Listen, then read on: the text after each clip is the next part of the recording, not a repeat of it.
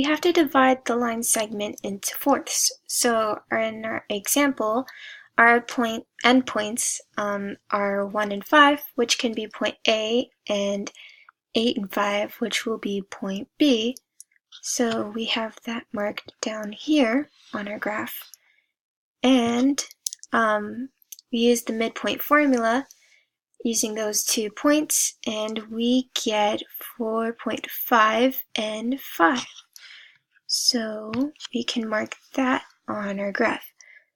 4.5 and 5, which will be point C. Now we have point C and that is our midpoint of line segment AB.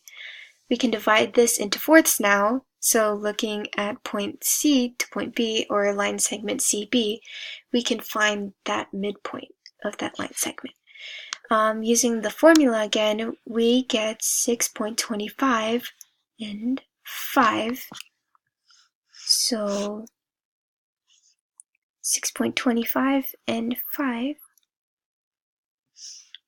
And we can also find the other midpoint of line segment AC.